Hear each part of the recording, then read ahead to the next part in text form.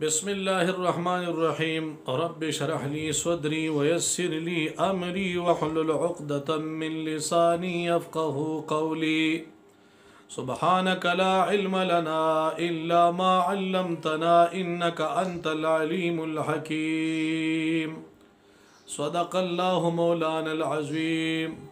ناظرین، سب سے پہلے جو ویورز میری ویڈیوز دیکھ رہے ہیں اور انہوں نے ابھی تک میرا یوٹیوب چینل سبسکرائب نہیں کیا ہے تو برائے مہربانی میرا یوٹیوب چینل سبسکرائب کرے اور ساتھ ہی بیل آئیکن کا نشان دبائے تاکہ میرے ہر نئی آنے والی ویڈیو، نعت خوانی، تقریر، طبی نسخہ آپ تک بآسانی پہنچ سکے۔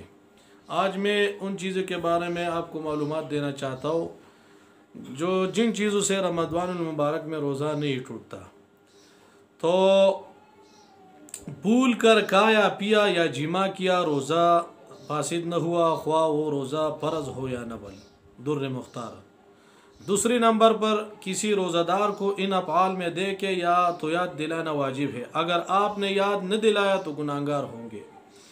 ہاں، اگر روزہ دار بہت ہی کمزور ہو کہ یاد دلانے پر وہ کھانا چھوڑ دے گا، جس کی وجہ سے کمزوری اتنی بڑھ جائے گی کہ اس کے لیے روزہ رکھنا ہی دشوار ہو جائے گا۔ اگر کھا لے گا تو روزہ بھی اچھی طرح پورا کر لے گا اور دیگر عبادتی بھی بخوبی ادا کر سکے گا، اور چونکہ بھول کر کھا پی رہا ہے اس لیے اس کا روزہ تو ہو ہی جائے گا، لہٰذا اس صورت میں یاد نہ دلانا ہی بہتر ہے۔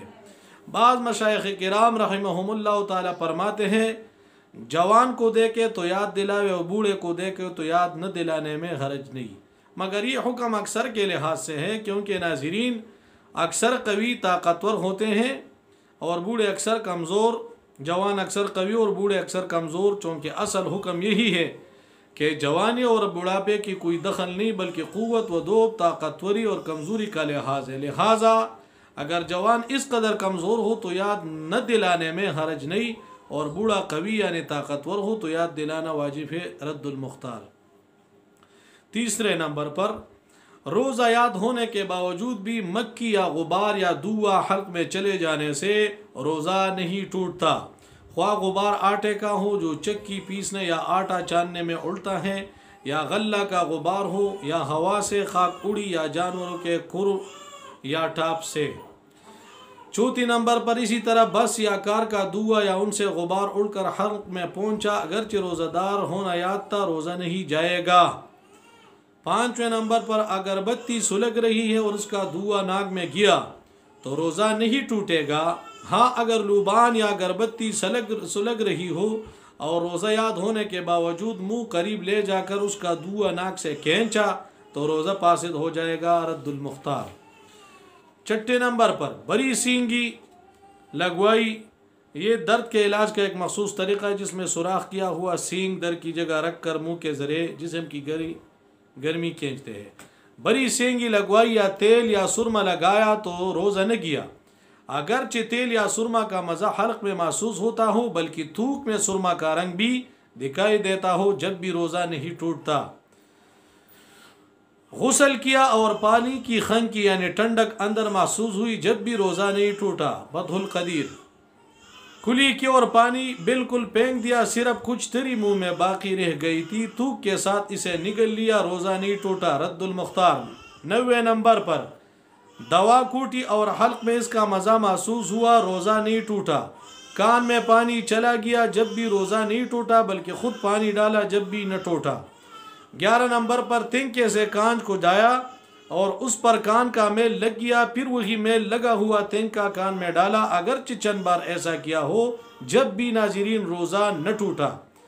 12 نمبر پر دانت یا منہ میں خفیف یعنی معمولی چیز بے معلوم سی رہ گئی کہ لعاب کے ساتھ خود ہی اتر جائے گی اور وہ اتر گئی تو ناظرین روزہ نہیں ٹوٹا۔ دانتوں سے خون نکل کر حلق تک پہنچا مگر حلق سے نیچے نہ اترا تو روزہ نہ گیا۔ فتح القدیر۔ مکھی حلق میں چلی گئی، روزہ نہ گیا، اور قصدن نکلی تو چلا گیا۔ عالمگیری۔ 15 نمبر پر بھولے سے کھانا کھا رہے تھے، یاد آتے ہی لقمہ پھینک دیا، یا پانی پی رہے تھے، یاد آتے ہی منہ کا پانی پھینک دیا تو روزہ نہ کیا. اگر منہ میں کا لقمہ یا پانی یاد آنے کے باوجود نگل گئی تو روزہ ٹوٹ گیا. 16ویں نمبر پر صبح صادق سے پہلے کایا پی رہے تھے اور صبح ہوتے ہی یعنی سحری کا وقت ختم ہوتے ہی منہ میں کا سب کچھ اگل دیا تو روزہ نہ کیا. اگر نگل لیا تو جاتا رہا. عالمگیری. غیبت کی تو روزہ نہ کیا.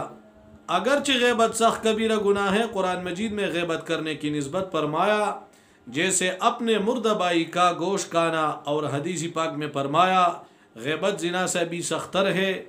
غیبت کی وجہ سے روزے کی نورانیت جاتی رہتی ہے. بہاری شریعت. 18 نمبر پر جنابت یعنی غسل فرض ہونے کی حالت میں صبح کی، بلکہ اگرچہ سارے دن جنوب یعنی بے غسل رہا روزہ نہ رہا. در مختار. مگر اتنی دیر تک قصدن یعنی جان بوجھ کر غسل نہ کرنا کہ نماز قضا ہو جائے گناہ و حرام ہے. حدیث شریف میں فرمایا جس گھر میں جنوب ہو اس میں رحمت کے فرشتے نہیں آتے. بہاری شریعت. 19ویں نمبر پر تل یا تل کے برابر کوئی چیز چبائی اور تھوک کے ساتھ حلق سے اتر گئی تو روزہ نہ گیا، مگر جب کہ اس کا مزہ حلق میں محسوس ہوتا ہو تو روزہ جاتا رہا. فتح القدیر. تھوک یا بلغم منہ میں آیا پھر اسے نگل گئی تو روزہ نہ کیا. رد المختار. اور آخر 21 نمبر پر اسی طرح ناک میں رینٹ جمع ہو گئی، سانس کے ذریعے کھینچ کر نکل جانے سے بھی روزہ نہیں جاتا. یہ ناظرین تقریباً 21 ایسی چیزیں جس کے بارے میں نے آپ کو بتایا کہ اس سے روزہ نہیں ٹوٹتا، اور بھول کر کھانے پینے سے بھی روزہ نہیں جاتا، کیونکہ حضرت سیدنا ابو ہریرہ رضی اللہ عنہ سے مروی ہے کہ تاجدار مدینہ صلی اللہ علیہ وسلم فرماتے کہ جس روزہ دار نے بھول کر کھایا پیا وہ اپنے روزہ کو پورا کرے کہ اسے اللہ عز و جل نے کھلایا اور پلایا. باقی میں نے اس کے بارے میں حکم بھی آپ کو بیان کیا کہ جو طاقتور ہو اس کو یاد دلانا چاہیے، جو کمزور ہو اس کو یاد نہ دلا دے، کیونکہ اس پر اللہ تعالیٰ اپنی طرف سے کھاتا ہے اور پیتا ہے. السلام علیکم ورحمۃ اللہ تعالیٰ.